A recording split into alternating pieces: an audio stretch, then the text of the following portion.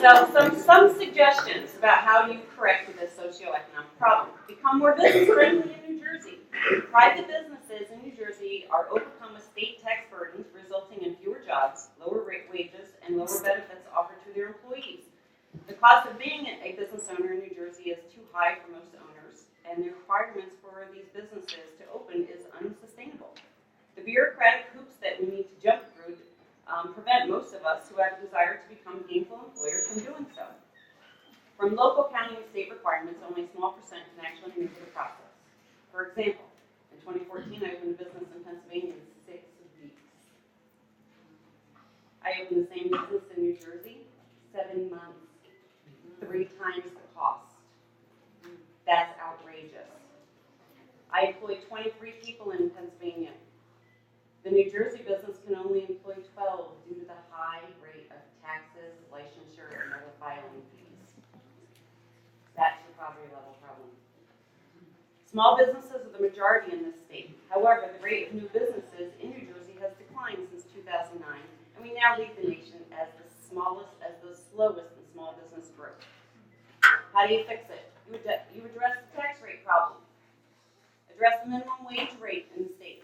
$8.25 an hour is really not enough to live in this state. Address the extremely high cost of housing, food, and utilities. Address the earned income tax credit, the housing credit. Reduce the excessive pension, sick time, and vacation time of state jobs and align it with the private sector. Only when those in those positions have to live as the rest of us will we find a balance in economic status. Provide student breakfast in the most poverty-stricken school districts. Children learn better when they have a full belly. I don't believe your PARCC test actually has an algorithm for any of these socioeconomic problems to impact student learning. So when we strike a balance in the economy in New Jersey, when we level the playing field and treat all New Jersey citizens with dignity and respect, we will be better equipped to start addressing the education issues. You see hunger, comfort, safety, technology access, this all plays a part in a child's ability to learn. Too many teenagers are in 10th and 12th grades are working 20 plus hours a week to help provide for their families, reducing the time they spend on studying. This is part of your education crisis. Young children distracted by the desire just to get to lunchtime so that they can have a decent meal. They're not focusing on their classwork, they're focusing in on lunch. That's your education crisis. Homework required to be done on a computer, printed at home, when in most cases there's not a computer, there's not internet access, and there certainly isn't a printer. More education crisis. So let's try this. Allocate funding from the PARCC in the right direction. Let's lowball the estimate of the amount that has been spent, and let's just call it $250 million. And we all know that is way on the low side. Distribute that to the most needy by way of food credits, school supplies, credits for performance to the most needy, tax credits for those in lower income brackets when children achieve school performance. Then make college actually affordable. Many New Jersey citizens are working harder and longer than our elected and appointed officials. Many of these same citizens have college degrees, but the compensation just isn't there, folks, mainly because of the high rates of taxes and benefits employers are sustained in order to employ these folks. So the problem isn't 50% graduating without meeting the graduation requirements. The problem is those that are in position to write policy and legislation haven't tried living a year in the life of the most vulnerable people in New Jersey. Every job comes with an expectation of employment. These are the functions an employee is expected to execute as a condition of employment. The functions that provide for progressive growth, resulting in increased revenue and profitability. In your case, it's kind of like exchanging revenue and profitability with test scores and graduation rates. When in all reality, creativity and determination are real measures of performance goals. Never did a constituency decide that selling education to the biggest business was a resourceful outcome to actual performance. It does take a brave person to stand up and do the right thing, to go against the status quo and challenge the process. It's called civil disobedience. Instead of condemning those of us that stand before you today and those of us that are refusing the status quo, consider just for a moment that this could be your time to stand with us. For us, for the children, for our future. The same children that will be in position to affect policy when you're all in your senior years. So stop protecting your own job status and start protecting the future of this state and this great nation. This movement has nothing to do with mama bears or trophies or not wanting our children to be challenged. It's because the educational structure is simply wrong. I can't tell you how many times I've heard the parents need to be more involved in their children's education. Well, here we are. We're involved, we're engaged, we're passionate, and we're demanding that something gets done. I'll let you just read the rest of it, but it's pretty good. I'm a concerned parent. I'm not an educator. I have no special experience in teaching methods. I object to PARCC. Not only because of all the great reasons already discussed, but because of its alignment with Common Core. You see, I know consensus standards really well. My career is dedicated to them. I currently sit on 2 committees for the National Fire Protection Association, NFPA 5000 for Building Construction Safety Code, and NFPA 111 for Life Safety Code. NFPA 111 is applicable to every public school in New Jersey and almost every school in the country. Day in and day out, my breach helps keep our children safe. I'm not anti-standard, and I fully understand the need to test against the standard when consensus standards are established. Unfortunately, the Common Core state standards are not consensus standards, as they did not follow a recognized standards development process and lack a number of critical components required to be a consensus standard. ANSI is the American National Standards Institute. I will use their standards development process as an example, as they are the most well-known standards-making organization. The ANSI process is required to be very transparent, to include all stakeholders, and most importantly, include a mechanism for change. This is very different than the way the Common Core was developed and is being applied. ANSI Section 1.1 opens states, voting membership on the consensus body shall not be conditional upon membership in any organization, nor unreasonably restricted on the basis of technical qualifications or other such requirements. Only 3 organizations develop and control the Common Core state standards. They are the National Governors Association, the Council of Chief State School Officers, and Chief Incorporated. ANSI Section 1.3 balance states, the standards development process should have a balance of interests. There are only academics, industry leaders, and politicians listed in the acknowledgments section and the International Benchmarking Advisory Group section of the report that was produced by the 3 organizations who control the Common Core state standards. No teachers or members of the general public were acknowledged. ANSI Section 4.7, maintenance of American National Standards states, American National Standards shall be kept current and relevant by means of a timely fashion. The NFPA standards are updated every 3 years. This allows time for use, for submitting proposed changes, for rewrites, for public comment, and finally, for voting. The Common Core state standards have no mechanism for change. None. They are set in stone and copyrighted. Recently, Morristown High School achieved a perfect score on the school performance reports. That's right, we scored 100% proficiency in academic achievement, college and career readiness, graduation, and post-secondary school performance. This can indicate that the standards are not rigorous enough. It's too bad there's no mechanism to change that. This is clearly rhetoric on my part, but we shouldn't even be discussing appropriate testing until we have a consensus standard. Thank you.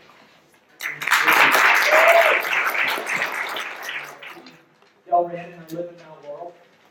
I'm prepared to read it, but I prefer to ask you to make a statement today that suggests that students who refuse to be tested under the PARCC ban should be placed in an appropriate setting outside of the testing environment, and that you follow that up with a written directive tomorrow.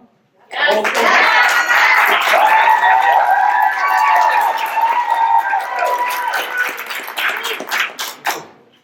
Okay, then I guess I'll read my test. You should.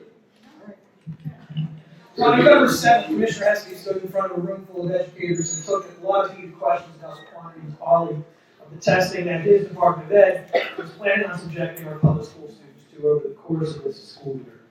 Unfortunately, Commissioner Heskey chose to believe that we were expressing a minority opinion and insisted that the number of people who would refuse to take the PARCC would be less than 0.1%. Well, that was a moment that sealed it for me. I yelled out, challenge accepted, and immediately went to work to educate teachers, parents, taxpayers, and yes, even students about the problems with PARCC and why they should refuse this test. Across the state have adopted educationally appropriate responses for students whose families have chosen to refuse this test. 150 school districts. In some districts, like the one I teach in, we have so many individual refusals that we will fall below the mythical 95% threshold and risk unleashing the apocalypse.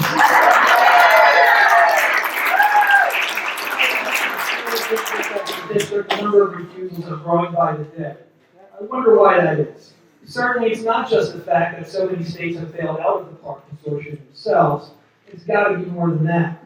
Sometimes refusal numbers get a little extra lift when organizations like the New Jersey School Boards Association and the New Jersey PTA put out ridiculous pro-PARCC and anti-student propaganda. On days like those, we do see a spike in the number of refusals. After real public education advocates, bloggers like Ani McHugh and Marie Corfield offer their insightful and witty retorts to these now laughable organizations.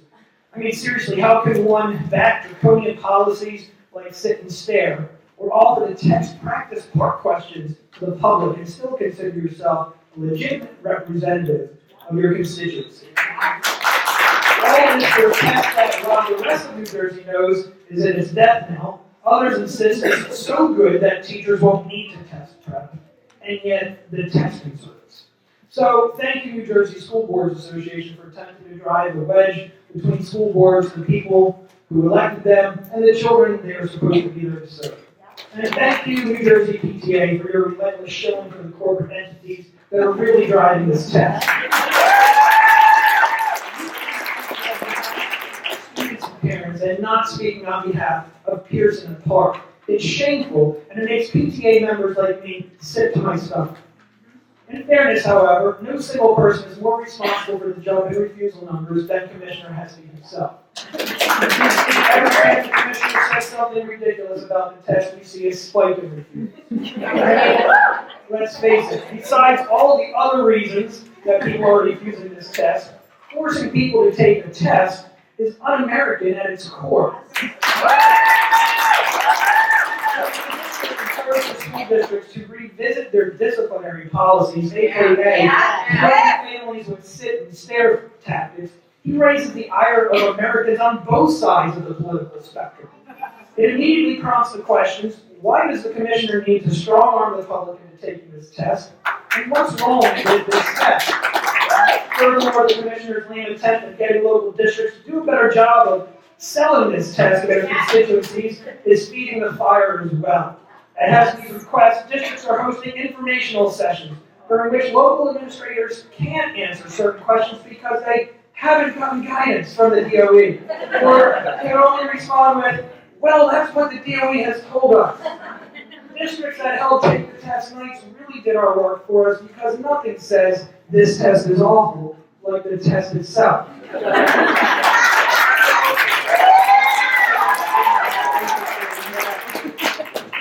So now where do we go from here? First of all, this commission needs to report back to our governor that parents, students, and taxpayers are not happy with the PARCC. We're told that this test is the be-all and end-all of tests. We want to know why, if it's so good, the governor's children aren't required to take it. Why is every single child in New Jersey required to take it? This commission needs to tell the governor that this testing machine needs to be dismantled. It should be far less often and far less intrusive. I don't know anyone who was pleased with Barry Ehrlichson's February 17th memo, in which he indicated all of the various state-level testing that schools were expected to administer in 2015-2016. The PARCC, New Jersey ASK, New Jersey Biocompetency Test, the alternate proficiency assessments in science, dynamic learning maps, and the National Assessment of Educational Progress. This doesn't include authentic teacher-created assessments. It doesn't include other tests that might actually pose some benefits to students like AP exams, the SATs, SATs, and the ACT. It also doesn't include midterms and finals that many schools are now doing away with in order to find the time for mandated state-level assessment. These tests almost used up all of my 5 minutes. Imagine how much instructional time is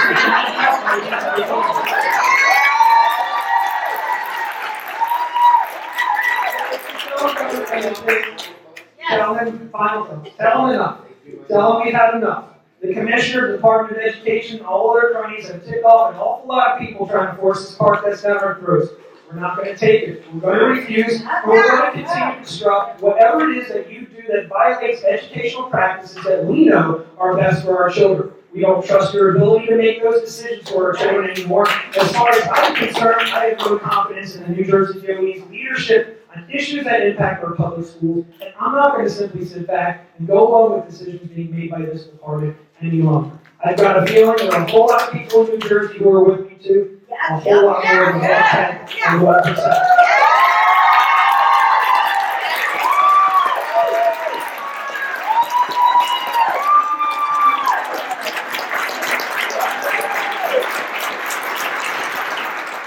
Good morning. My name is Paige McCarroll, and I write the very popular blog, Pushing the Pendulum. Many of you are familiar.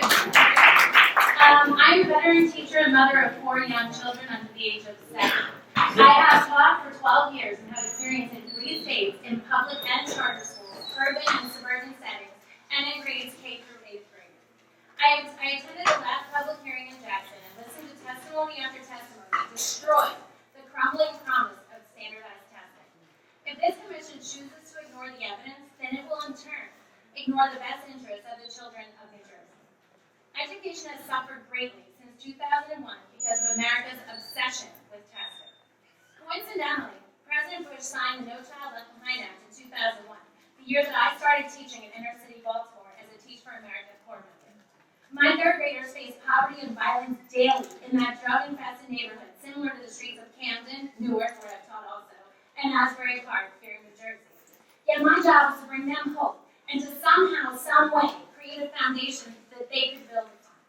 The PARCC website claims that their test was what I needed to get those kids on track. Well, I can tell you with 100% certainty that what I needed back then was not an assessment. Had the PARCC been around back then, it wouldn't have helped, no matter how rigorous it claims to be or how much critical thinking it claims to require. I knew on my first day of teaching that my students were not on the path to career or college readiness. I knew that they were falling behind, and so did their parents, while the ones that weren't high on drugs, incarcerated, or dead. What I needed then was support. I needed resources, encouragement, a safer, healthier environment for my students. Tests don't feed the hungry. They don't love the neglected. They don't empower teachers to conquer challenges in their classrooms. Yet high-stakes tests are the great equalizer, for they have lowered the quality of education regardless of socioeconomic status. The more that is tied to these tests, the more damage they do.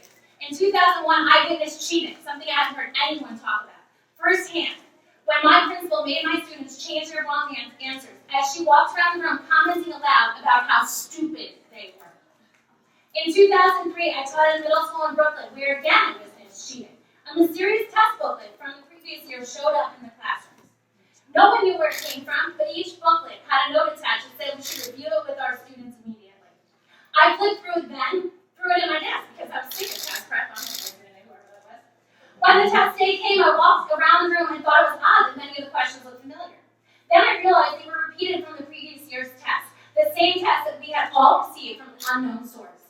My colleagues were panicking because almost all had gone over the practice test the day before, and the students were accusing them of cheating. No one wanted to lose his or her job. We never did find out where those tests came from, but the school did celebrate a rise in test scores that year. You see, when you tie money to school performance, schools will cheat. When you tie teacher evaluations to test scores, cheating will only get worse. Some teachers and administrators will find ways to maintain their reputation, keep their job security at all costs. On a larger scale, students will be cheated out of field trips, recess, meaningful project-based learning. Students will be cheated out of having happy teachers who love their jobs, and cheated out of developing a love of learning. I was a teacher who pushed all my students to reach the highest standards, well, until I resigned in August. It was not easy to walk away from the community in Monmouth County where I taught middle school English for 8 years. However, I saw what testing and the new teacher evaluation system were doing to our schools. With the advent of SGOs, testing taints every inch of education. Students start the school year with benchmarks in every subject, including specials like art, music, library. Many parents do not know that the benchmarks are designed for students to fail in the beginning of the year. My supervisor told me, no, make sure they fail it. And then they can pass it at the end. Students are told the benchmarks do not count, but then why start the year with planned failure? Just so that teachers can look good? had to search for a better alternative. So unlike many families in poverty, my husband and I had the ability to seek better education for our children by relocating. When we visited schools in Linwood, we felt like we hit the jackpot. The schools were designated blue ribbon schools by the middle school and national school to watch. The elementary school where the majority of students ride their bikes and walk to school had walls covered with student work and vegetable garden. The middle school principal inspires the students and staff to achieve greatness in attitude, leadership, and scholarship. Yet even in Linwood, education is suffering. There is pressure to maintain the district's history of high test scores. Third graders are receiving typing homework now in a school whose principal stressed limiting screen time and back to school night. Science and social studies in the elementary school is limited and lacks continuity due to an emphasis on the tested areas of reading and math. Math instruction is riddled with confusing problems and test prep worksheets. Instructional time is being lost at all levels due to PARCC-specific prep, instead of being engaged in the authentic learning experiences that make those schools so great. Why move there? Over-testing has now infected every school, from the best to the worst, without discrimination. Though I celebrate the victories of the refusal movement, sit and stare policy should never have been considered. As young as 8 years old, to sit and read a book silently in a testing room, or even in an alternate location for over 8 hours, is also not acceptable. They need to move, they need to talk, they need to interact, and above all, they deserve to be educated while they are in school, not left in a holding pattern because their parents just won't fall in line.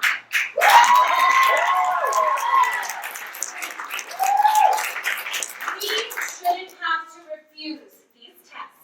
Our children shouldn't have to sit quietly and patiently while the state of New Jersey wastes time and money on a test that has been abandoned by so many other states and proven to be effective.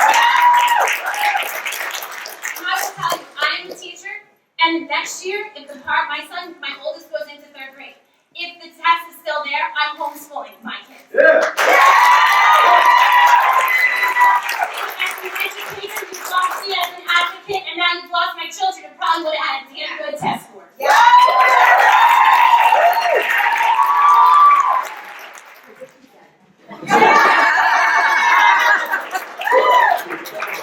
Okay, my name is Allison Lansvich. I'm from Brielle, also in Palm County.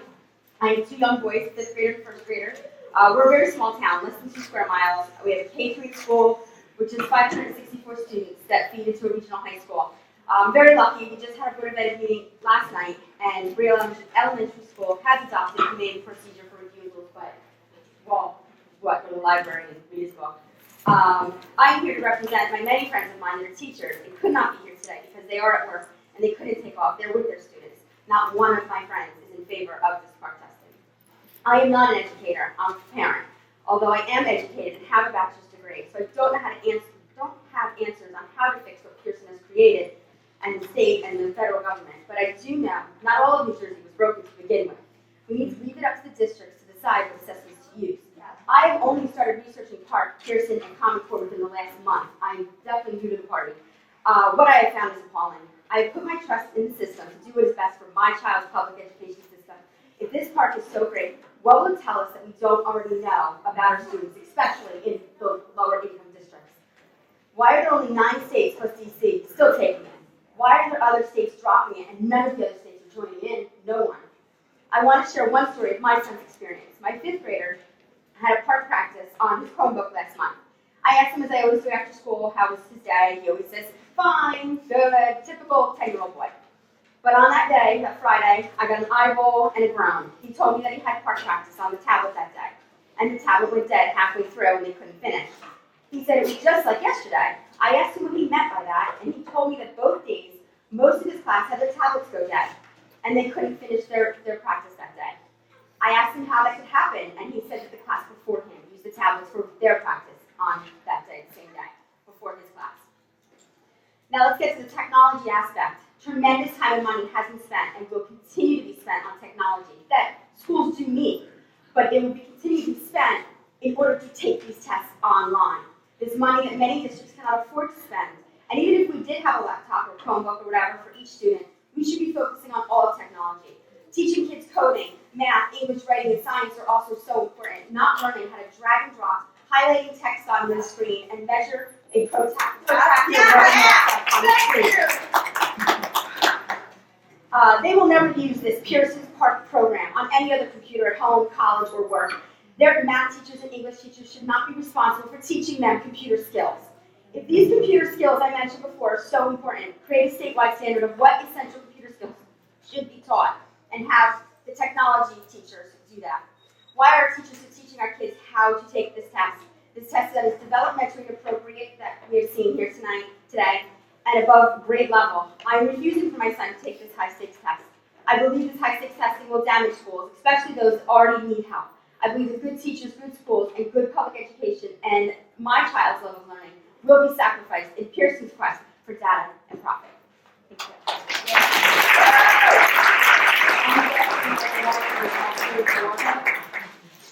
Hello, my name is Dawn Goldbacher. I'm a concerned parent and resident of Burlington County. I appreciate the opportunity to speak here today in front of the study commission and have provided copies of my testimony in paper. Am I the only one who finds it ironic that the commission prefers paper over computer?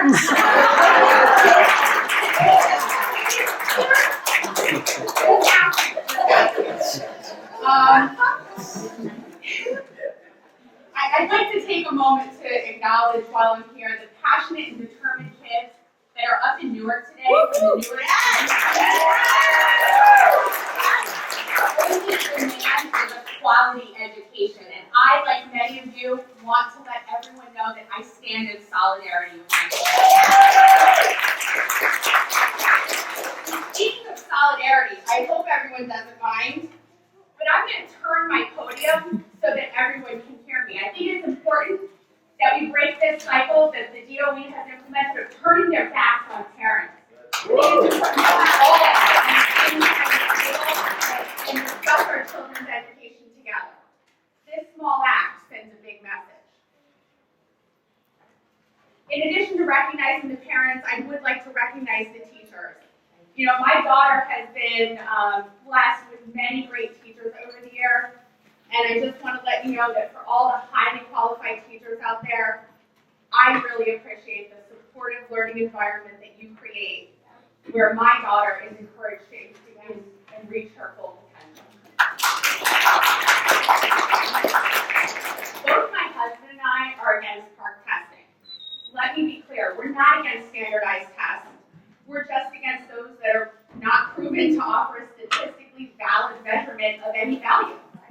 My husband has a master's degree from NJCU. I chose to pursue my graduate work at Boston University. We are both well-educated, resourceful individuals. We've spent countless hours researching the high-stakes testing in New Jersey, and we're against it. Pearson boldly states on their website that PARCC is a group of states working together to develop a set of assessments that measures whether students are on track to be successful in college and their careers. Of course, there's no mention of the fact that more than half of these original states in the consortium have dropped out since 2011. This should raise a red flag with the Department of Education and cause all of us to wonder why these other states would abandon such a revolutionary test. The company further asserts that the assessments in mathematics and English language arts give teachers, schools, and students and parents better information as to whether students are on track in their learning for success after high school, and also tools to help students meet their needs. Unfortunately, this claim is also not factually supported. Indeed, a number of well-educated individuals in the field of higher education and academia have vocally opposed both the PARCC testing and Common Core standards. I considered offering testimony that would provide this committee with scholarly research indicating that PARCC tests were poorly designed and developmentally inappropriate and are costing New Jersey taxpayers millions of dollars. Instead, I chose to focus on 6 real lessons the PARCC is teaching our children. 1, bad lesson number 1, unethical and immoral behavior is acceptable.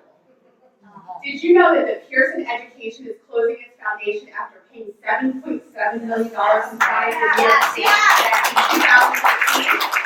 It's also currently under criminal investigation by the FBI over In addition, it's being sued by former employees for wrongful termination. Is it just me, or are we sending a message that cheating is okay to our kids, and you can continue to work with those who don't play fair? Bad lesson number 2, college is king. All this talk about college readiness ignores the fact that many of our children don't aspire to go to college. Has the state given any consideration to how marginalizing these non-college bound students might affect their self-esteem and desire to learn? Bad lesson number 3, teachers can't be trusted. All this rhetoric about standardization implies that we can no longer rely on the professional judgment of trained educators to assess and meet our children's needs. Bad lesson number 4, school isn't fun. I've heard stories of psychologists being asked to give talks to kids about stress reduction in advance of PARCC. Kids are freaking out about typing and computer skills. Some have already taken the practice test, are coming home and thinking that they're going to fail. Instead of inspiring a love of lifelong learning, this is hurting our children. Has anyone thought of the end game? Even if we can ultimately identify an 8-year-old as on track, he'll be so turned off to education, he'll do anything to avoid 4 more years of school. Number 5, rules are made to be broken. I teach my daughter that rules are important so that kids have, and everyone has a shared set of expectations. We start out with refusers or non-test takers, and they can't be in the same room. Now we're told they're testers, so they can be in the room. Then there's a policy where kids can bring in reading materials, but teachers are forced to sign a piece of paper saying they can't let kids bring in reading materials. What kind of communication is that? Is that really the message we want to send to our kids? There's no structure and no consistency. And finally, the last bad lesson, and this is the one that's most disheartening to me, we're teaching children that bullying is okay. Principals and teachers attempting to coerce our children into taking exams. Several individuals have talked about interactions where a child was challenged in front of their parent. Districts have told parents that their minor children have to refuse for themselves. Anyone who models bullying and coercion is acceptable behavior. I hold you responsible, Mr. Pesky. You are in charge of this. It's our children.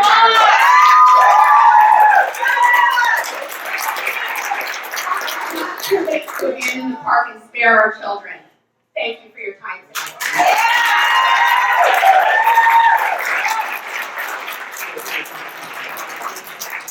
Go ahead, and then we're going to take a break.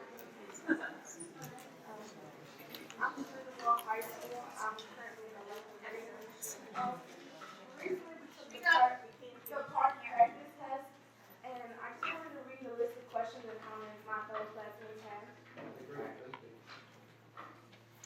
Students should be able to read the question prior to reading the story so that they know what to focus upon. This is an important reading strategy that all students have taught throughout school, and also strategies for the SATs and other standardized tests. The PARCC language arts do not allow us to chunk, such as group other paragraphs together, circle, underline, or margin notes while reading the passage. Even though these are important reading strategies that we have learned throughout school, the only available tool on the computer is a highlighter. Why can't we have a whole text at one or 2 texts at the same time?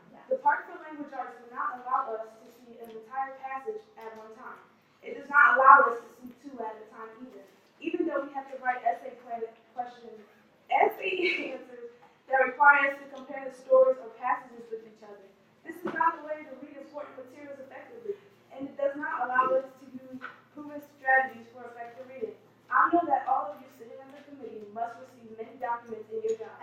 When you receive them, you are allowed to read them as a whole document, not as a broken and separate parts. We don't think that the education department realizes that high school students also take tests for the SAT, ACT, AP courses, quarterly exams, midterm exams, and final exams. PARCC tests require even more days devoted to testing and not learning.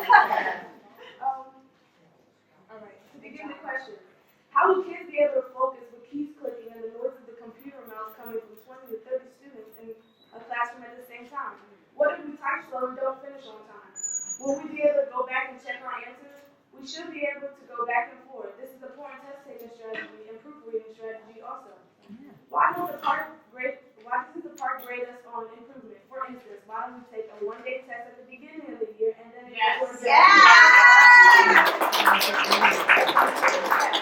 as juniors/rising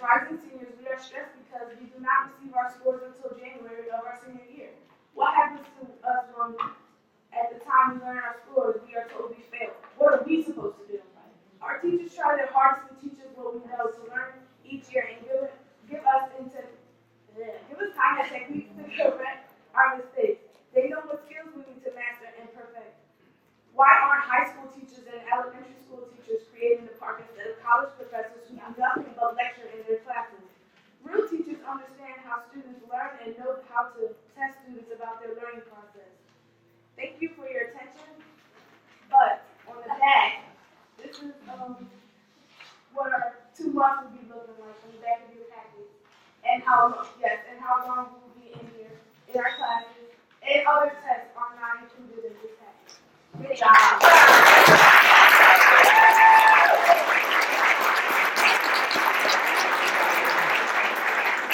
Back around here at 12:15, let's say. Thank you. Sure, if anyone's interested in how staff community is understanding house in our building, that's really on the left-hand side of this car.